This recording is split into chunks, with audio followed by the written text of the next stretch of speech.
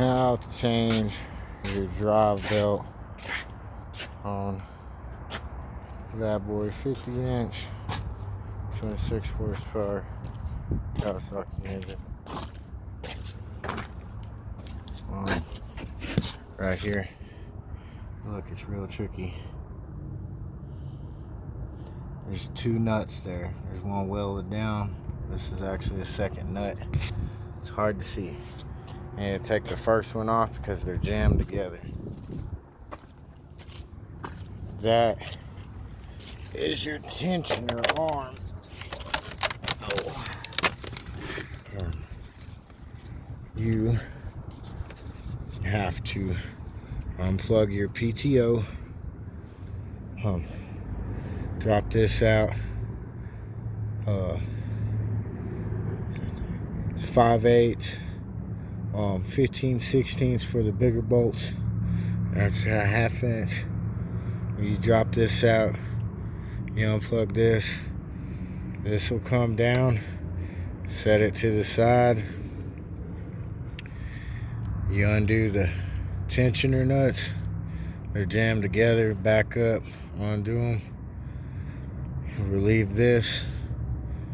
You remove both of these nuts. It's your arm back in there. Is that your tensioner arm? You release that. You can push it out of the way. This will be gone. Your PTO will be out of the way. You'll have a lot more room. Sorry, I already put it all back together. But you can't get this nut out because you can't get it back up on the top of it. So you have to take that one out. But like I said, it's on the top. It's jam nutted. It's got two nuts. You undo those and you drop that arm out. Your belt is up there. It's on top of your PTO. Get your PTO out of the way. Get the tensioner. You can get that off. You drop that arm down. You don't have to drop it completely off. You drop it down, you get enough clearance. And at the front up here is where your belt runs. There's one fan on this side, one fan on that side for your hydraulic kinetic drive. You run it around. It's pretty simple. The back side goes on your tensioner. Everything else is in the groove. Put your tensioner back on where it pulls. Run your nut back through right here. This will come loose. You can take that off and make it easier for yourself. You put it back together. You run this back through. And then whenever you're stabbing this PTO back on, there's a cotter key in here. Or not a cotter key, but a drift pin. Or what you call a Woodruff key. But you have to line that key up with the keyway whenever you stick it back on. It's not real hard or nothing like that, just a pain.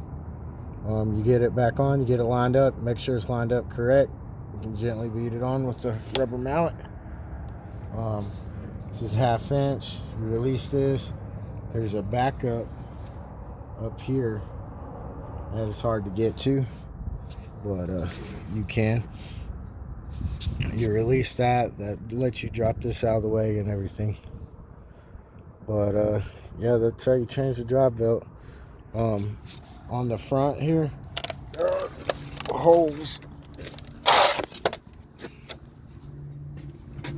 that let you fish that drive belt through. If you got someone else that can help you, or if not, you can get the belt up here and do it yourself from here. That's about it. This is the tricky part right here. They kind of disguised it. Looks like it's one nut, but it's two, just jammed. But yeah, I've done a whole bunch of stuff to this thing. But that's what we did today.